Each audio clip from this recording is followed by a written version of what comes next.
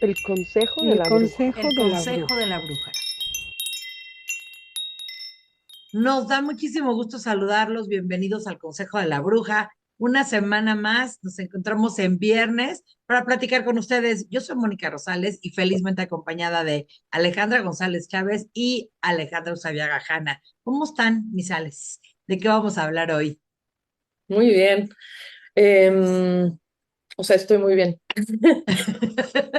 Tenemos esta pregunta que, como bien decíamos antes de entrar al aire, es algo que está ocurriendo mucho y por eso nos parece una pregunta importante y puntual. ¿Cómo ser compasiva conmigo misma si en la crisis necesito usar ansiolíticos? Ok. Primero hay que decir que las estadísticas muestran que el uso de ansiolíticos se ha prácticamente duplicado proporcionalmente desde la pandemia. Es decir, desde la pandemia, la cantidad de ansiolíticos que se consumen es cada año mayor. Entonces, esto me parece fuerte, ¿no? O sea, parece ser como que la nueva pandemia es la ansiedad.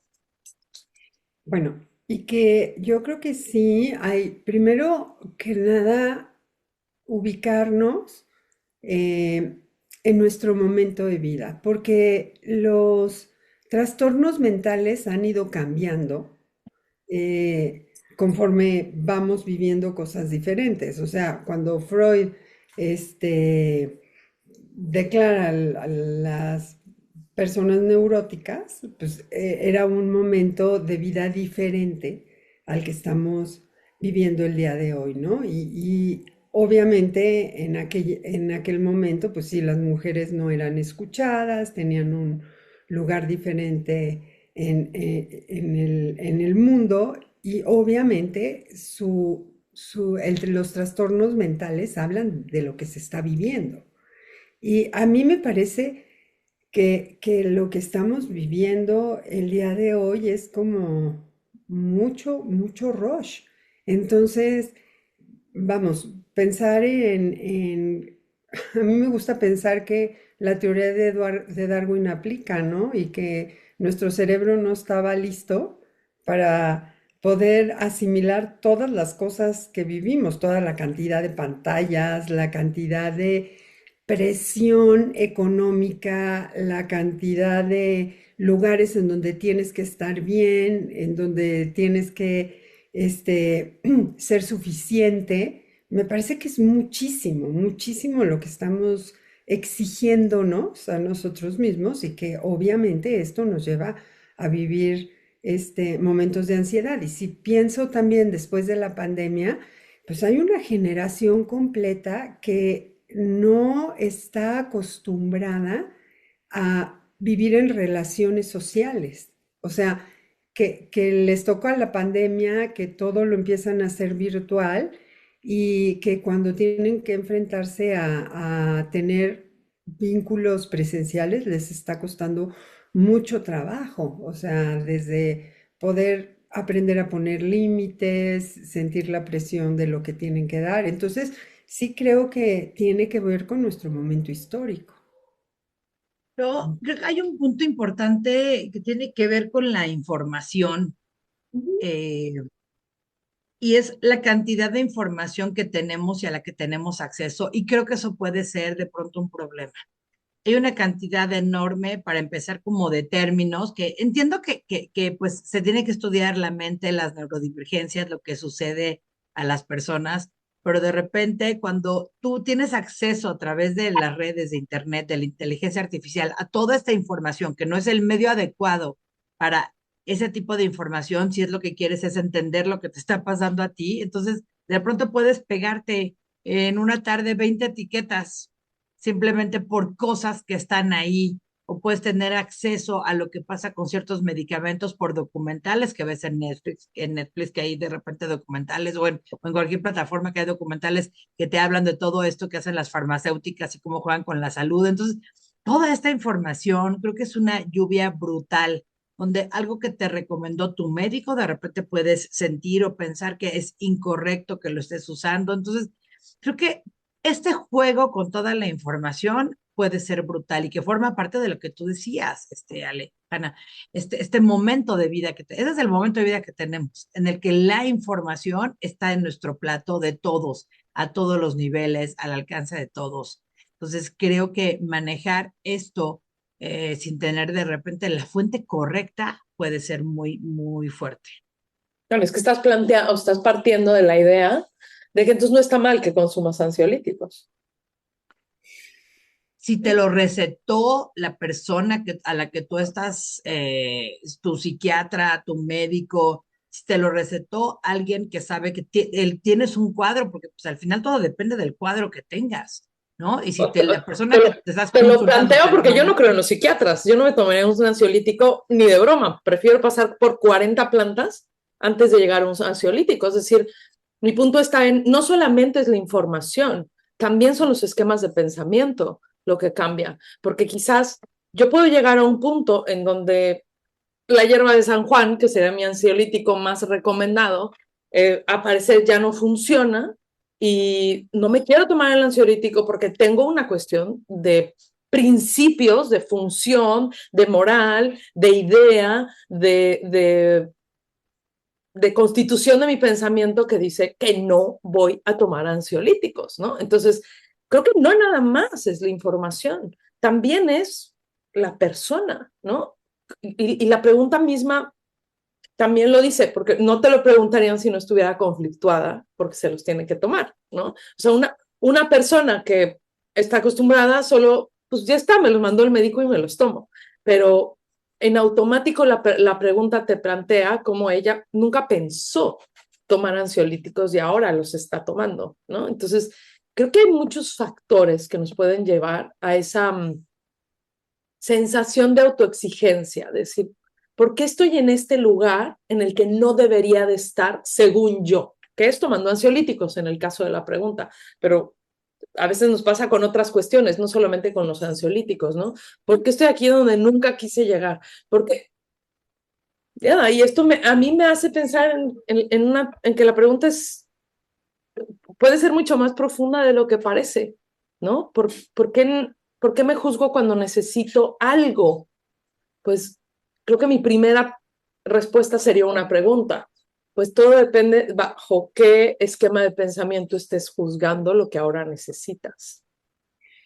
A ver, yo, yo creo que este, este prejuicio que muchas personas tienen, algunas otras no, ¿eh? Porque hay personas que no toman medicamento de nada, pero hacia cualquier medicamento que tenga que ver con la salud mental, antes los medicamentos, pues bueno, eran súper rudos, ¿no? Eran medicamentos que normalmente generaban adicción, que se tenían que seguir tomando, que no había la posibilidad de bajarlos, de quitarlos, de disminuirlos. O sea, había una situación muy compleja con eso. Sin embargo, pues igual que todo en esta vida ha evolucionado, también los medicamentos psiquiátricos han evolucionado muchísimo y los medicamentos de cuarta generación está comprobado que no generan adicción, es más, te los venden sin receta médica, te los puede recetar el médico de las farmacias similares, ¿no?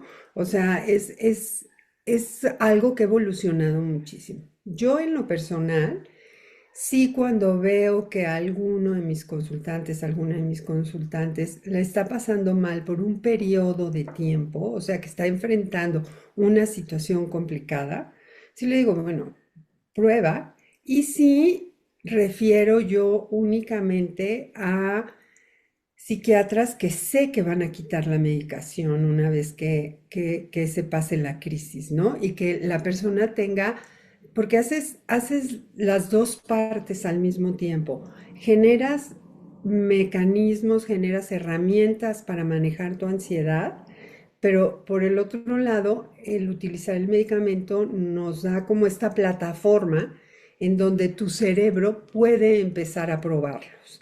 Cuando está la ansiedad a tope o está la depresión al máximo, no hay posibilidad de que el cerebro solito pueda. Entonces, yo sí creo que utilizarlos durante algún tiempo porque estás en una situación compleja, no pasa nada. Es como la gente que tiene que tomar algo para el estómago porque tiene una gastritis galopante, ¿no? Sí, utiliza también todos tus remedios que tienes por ahí desde, no sé, la sábila y la col y todas estas cosas que sí sirven, o sea, sí sirven, pero si está a punto de abrírsete la úlcera, también es válido que utilices medicina alópata para ello. Entonces, yo creo que lo primero que hay que hacer es quitarle el estigma, quitarle el prejuicio a los medicamentos y también saber que no los quieres para siempre, que hay momentos en la vida en los que los tomas y hay momentos en los que no. Por ejemplo, la gente que está comprobado que tiene déficit de atención puede vivir mucho rato, aún siendo adolescente y siendo adulto, sin medicamento, pero de repente puede volverlo a requerir y lo puede volver a tomar y después volverlo a dejar. O sea, no creo que tenga que ser algo permanente. Me encanta que en la sala estén dos personas con dos puntos de vista, pues digamos un poquito lejanos, que no nos suele pasar, casi siempre estamos como hacia el mismo canal. Y me acordé ahorita un poco de cuando estaba embarazada, y seguramente te pasó, Hanna, cuando estás embarazada, entonces llegan todo el mundo a darte consejos, ¿no? Y todo el mundo llega a darte la verdad absoluta. Y yo te lo juro que decía, ya no me vale más, yo no voy a apelar a nadie, voy a hacerle caso a mi ginecólogo, nada más. Lo que él me diga lo voy a hacer y no voy a hacer caso de todo esto porque hay tantas cosas contradictorias. Mi mamá no era, gracias a Dios, mi mamá no era muy invasiva, entonces no tenía este pleito entre mi ginecólogo y mi mamá. Y entonces me fui, elegí solamente irme con mi ginecólogo. Y me acordé de eso porque creo que ahí es donde la persona, evidentemente, si nos hizo la pregunta es porque algo le está brincando.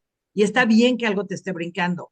Yo lo que le diría es revisa tu decisión si sigue viniendo de la persona que te lo indicó o de repente acabas un poco automedicándote o tomando decisiones por cuenta propia.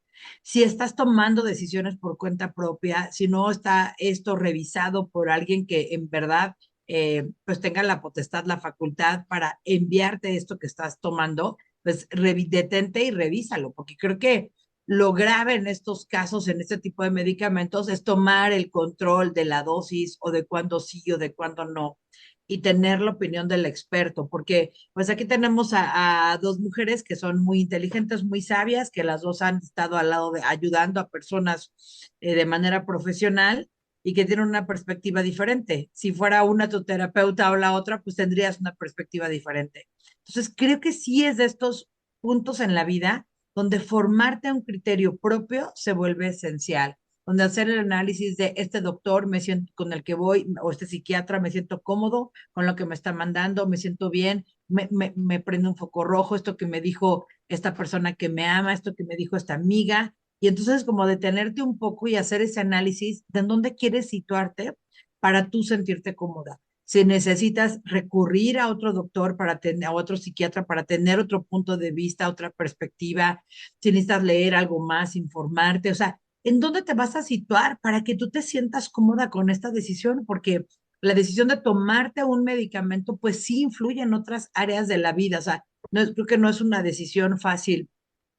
Si te está causando ruido, busca la manera de disminuir el ruido para que la decisión que tomes te haga sentir cómoda. Y creo que ya está siendo compasiva contigo al preguntarlo y al estar al pendiente de no pasar por encima de ti. Estás ya como con ese foquito encendido pues de cuidar de ti, ¿no? Y si seguirlo tomando sigue siendo cuidar de ti porque a ese punto llegaste, yo creo que es correcto, pero tienes que sentirte tranquila con la decisión que tomas porque hiciste ese análisis. Como en este punto del juicio crítico es tan chiquita la línea de, claro, yo no acepto que estoy tomando ansiolíticos porque mi mamá no cree en los ansiolíticos o porque mi pareja está atacado porque yo estoy tomando ansiolíticos o cuando en realidad creo que el prejuicio está con respecto a la ansiedad. Ya sé que hemos hablado de ansiedad otras veces, pero creo que hay un tabú con respecto a la ansiedad todavía, ¿no? O sea, todavía juzgamos socialmente que las personas ansiosas son personas incapaces, ¿no? Como si la ansiedad te convirtiera en una persona más frágil o rota o eso, incapaz, insuficiente ante la realidad, ¿no? O sea, creo que además del tabú al medicamento, sin importar en qué creo, es real, hay un tabú con respecto al medicamento, y voy a aclarar este punto. Yo nunca le quito un medicamento a un paciente, o un consultante. Si un consultante llega con un medicamento, yo no soy nadie para quitárselo, haz lo que te dé la gana, ¿no? Otra cosa es que yo recomiende, y creo que está habiendo un abuso en la manera en la que se diagnostican los trastornos de tipo mental y también todo lo que tiene que ver con lo neurológico. Creo que es un tema que está en auge y la gente está exagerando y ahora encuentro personas que dicen, ah, pues es que yo soy autista y pienso, no, no eres autista, solamente todos tenemos rasgos neurológicos que parecen y entonces ya como que nos encasillamos y ahora resulta que el 80% de la población mundial somos neurodivergentes, ¿no? Entonces creo que eso es lo mismo que está pasando con todo lo que tiene que ver con lo neuropsiquiátrico, ¿no? O sea, encontramos ahora aplicaciones que te dicen si eres border o si eres bipolar y dices, wow, o sea, cualquier adolescente baja la aplicación y hace el KISS ok, lo siento, eres bipolar, no, eres adolescente, ¿no? Entonces, me parece que es complejo a dónde está llevando la sobreinformación del tema. Y esto hace que además esté habiendo un abuso muy importante alrededor de los medicamentos, ¿no? Ustedes sabrán que yo hacía kayak en Presamadín, en el Estado de México, en Atizapán, y algunas veces iba la gente de Conagua a hacer mediciones del agua y no daban crédito lo que encontraban en el agua. O sea, en el agua había una alta concentración de paracetamol y de Xanax. Y todo el mundo decía, ¿pero cómo llegó al agua? Pues porque llegó la orina, está en la orina de las personas. O sea, lo primero que es, pues en la presa se están tirando aguas negras, es lo primero que se dieron cuenta. Y hubo que hacer toda una corrección, no se preocupen, ya no se están tirando aguas negras en la presa, pero hubo que hacer toda una corrección en el sistema de aguas. Pero también imagínense el nivel de concentración para que en un cuerpo de agua de 20 hectáreas hubiese agua en el agua Xanax, ¿no? O sea, es como, wow, en serio, o sea, a ese nivel tomamos medicación, porque es una realidad, a ese nivel se toma medicación, ¿sí? Y aunque es un tabú, y aunque no está bien, no les quiero decir la cantidad de gente que yo conozco que toma Tafil para dormir como si fueran caramelos, y no porque tenga propiamente una crisis de ansiedad o un cuadro de ansiedad diagnosticado, ¿no? Entonces, creo que se juntan dos tabús diferentes, sí, pero también se unen con una doble moral sobre la salud mental que tenemos a nivel cultural, me parece que en todo el continente, y probablemente es algo a nivel mundial, no lo sabría yo, pero está mal que tenga ansiedad, entonces yo no debería tener ansiedad, entonces no debería tomar medicamento. Y está mal que tome medicamentos que tienen que ver con problemas psiquiátricos. Quiere decir que estoy loca, ¿no? Entonces, creo que tenemos como una doble moral continuamente cuando la mayoría del trabajo, me parece, que resolvería esto es terapéutico. Es decir, si esos 70 personas de 100 que toman tafil para dormir hicieran terapia, quizás habría 40 de 100 tomando Tafil para dormir, ¿no? Entonces, creo que en realidad aquí la pregunta de fondo está, lo que es un tabú es hacer trabajo terapéutico. O sea, sigue siendo como, oh, vas a terapia, es como de locos. Y no es de locos tomar Tafil antes de dormir. Eh, Es que sí me parece que hay cosas que no estamos haciendo y que sí el referirnos a el medicamento pareciera que es la solución, ¿no? Por ejemplo, pienso en esto que acabas de decir, Ale, de la gente que no duerme. Bueno, y tu higiene del sueño, Te acuestas todos los días a la misma hora, te levantas todos los días a la misma hora, utilizas solamente tu cama para dormir, este, estás dejando de usar pantallas antes de una hora antes de irte a dormir. O sea, hay hábitos que ayudan muchísimo Ujú. la higiene, a que puedas dormir, porque la higiene del sueño. De la misma manera, estoy viviendo con muchísima ansiedad. Estás comiendo bien, estás durmiendo bien, estás haciendo ejercicio, estás teniendo hábitos saludables. Eso ayuda a disminuir la ansiedad muchísimo. Pero si las pantallas te siguen ganando y entonces estás sentándote a hacer el trabajo que te dejaron hace 15 días, lo estás empezando a hacer a las 8 de la noche del día anterior, perdón, pues sí vas a tener muchísima ansiedad, porque lo que no estás teniendo son buenos hábitos. O Bien sea, decía aquel libro, ¿te acuerdas que salió principios del 2000, si no me equivoco? Menos, más más Platón y menos Prozac, ¿no? Menos Prozac y más Platón, ¿no? Porque ese es exactamente el punto, ¿no? sí, sí, sí, o Claro, sea, y además es que requiere un esfuerzo mucho menor claro, adquirir por cualquier vía que llegues a un medicamento controlado, adquirirlo porque Sí, pues las personas son creativas, ¿no? Requiere mucho menos esfuerzo adquirir y abrir el frasco y tomarte una pastilla que tomar un compromiso contigo, con tu salud, con salud mental, con tu cuerpo. Entonces, creo que pues la respuesta que le podamos dar al final, creo, a donde estamos llegando es, pues revisa lo que estás haciendo por ti y en este proceso de ser compasiva, pues échate a dar amor por otros caminos, a buscar otras alternativas que te ayuden a no llegar al consumo de este ansiolítico que te está preocupando. O sea, el foco rojo ya está en ti, por eso enviaste la pregunta. Revisa qué otros caminos puedes tomar, platica con otras personas para ver qué alternativas puedes tener y qué puedes hacer.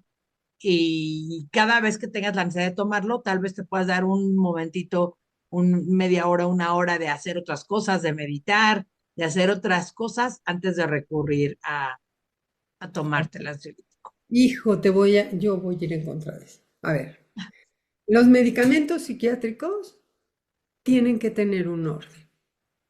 O sea, la parte complicadísima de un medicamento para la salud mental es que no hay un laboratorio que te diga, ya te saqué sangre y aquí dice que tus niveles de ansiedad están en tal. No, el laboratorio eres tú. Pero tienes que hacer una mancuerna perfecta con tu psiquiatra, con tu neurólogo.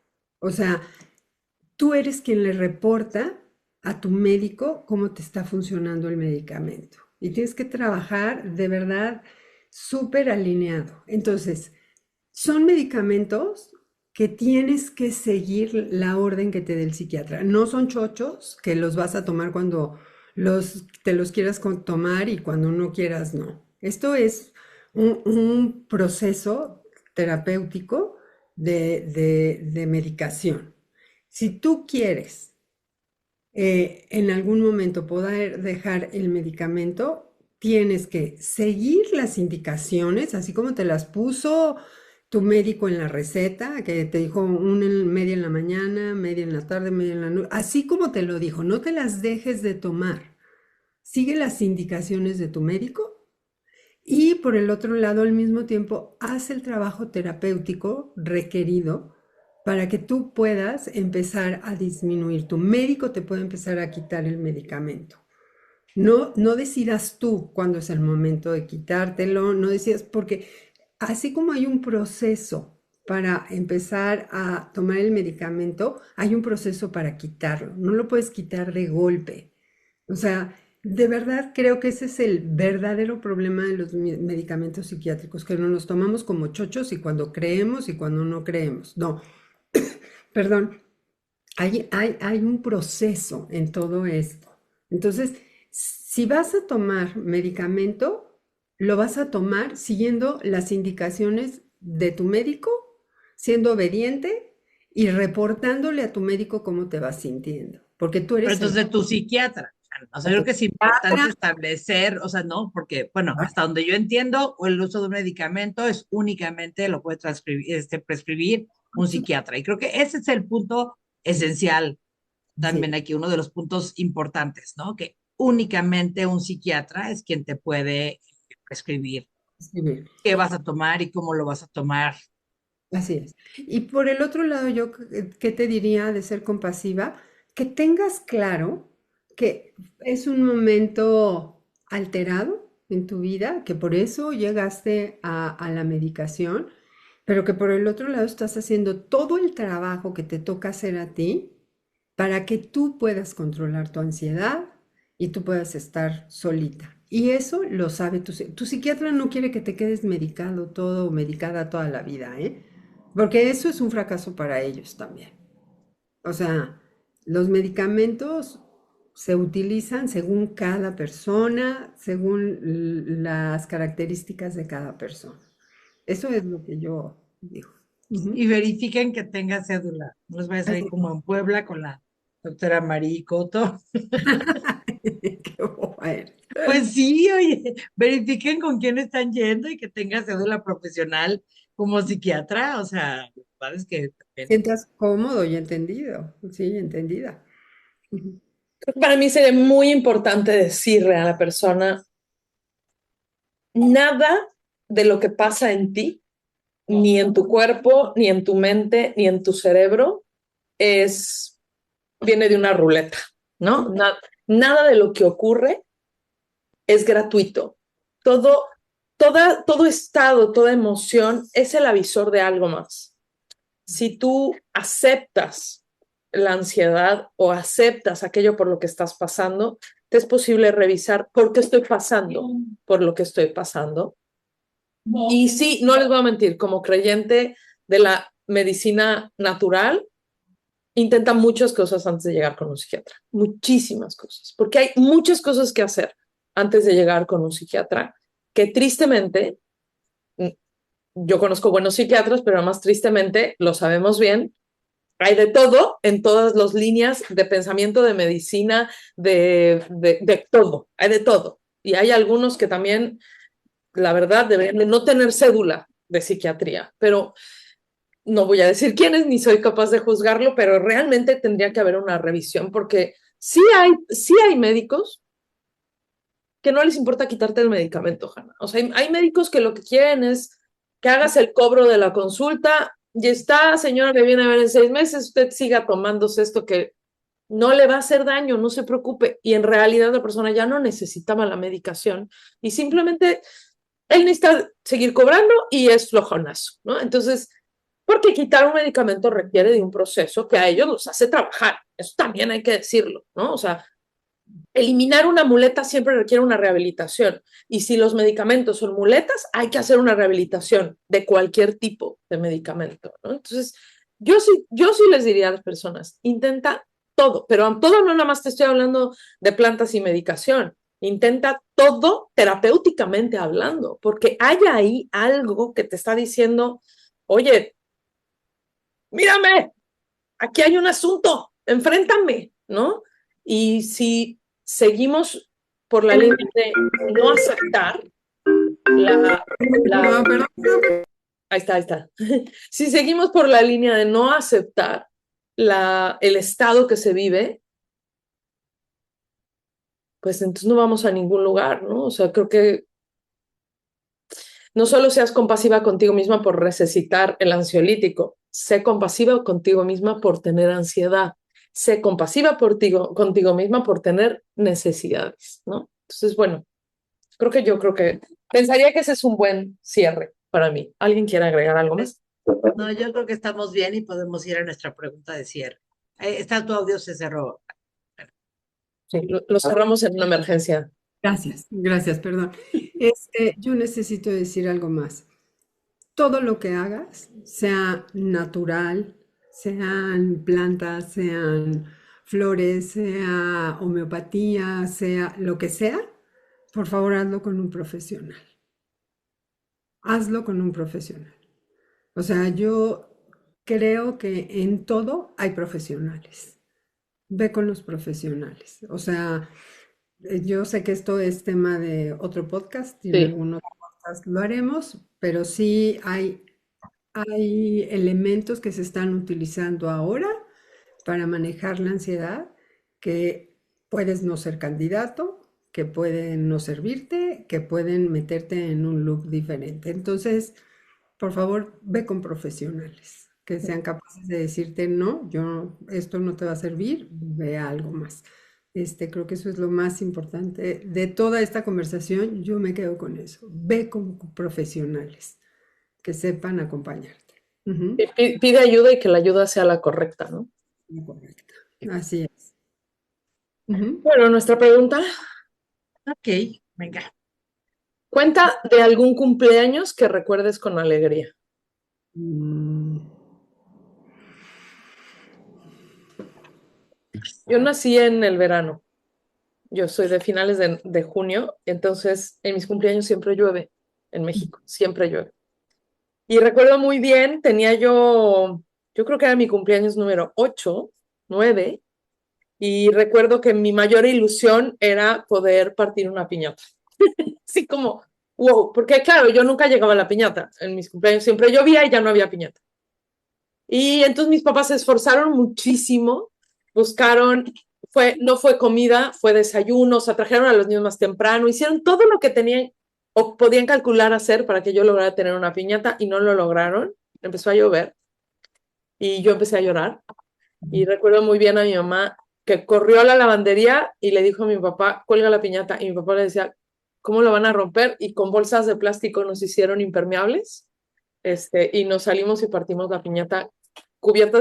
La piñata se despintó y se rompió, pero yo partí la piñata una vez en mi infancia. Eso es lo que recuerdo ahora. qué Qué bonito. bonito. Alejandra, Fíjense que para mí pensar en un cumpleaños especial creo que es limitativo después de tantos años. Tengo muchos cumpleaños especiales, pero yo me acuerdo de cuando mis hijos eran chiquitos, probablemente Alberto tendría 4 años y mis hijas 2, una cosa así. Yo estaba agotada, o sea, yo de verdad me sentía con un cansancio espantoso. Entonces llegó el papá de mis hijos y me dijo, ¿qué quieres de cumpleaños? Y le dije, quiero dormir, eso es lo que quiero dormir. Y entonces hubo este cumpleaños en donde se los llevó, me dijo, ok, me voy a llevar a los niños.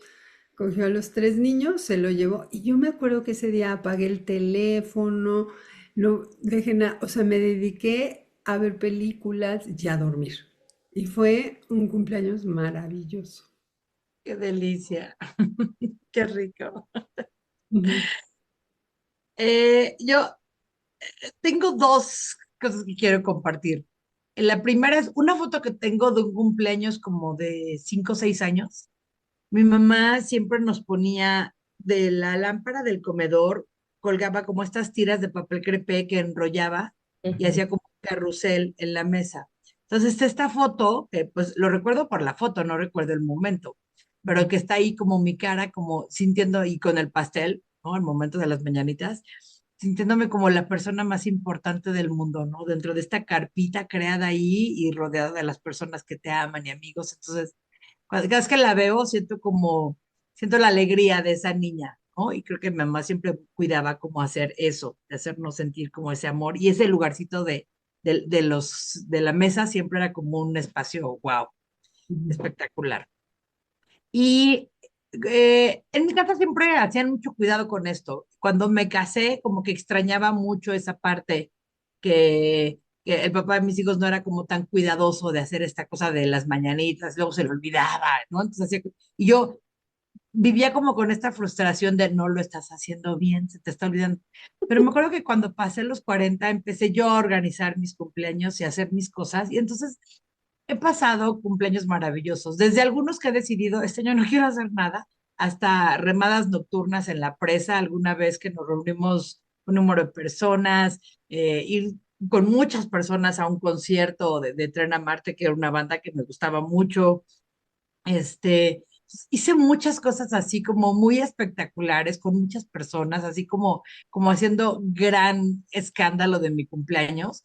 Y al final el sentimiento es ese nadie tiene que hacer por mí algo que yo puedo hacer por mí.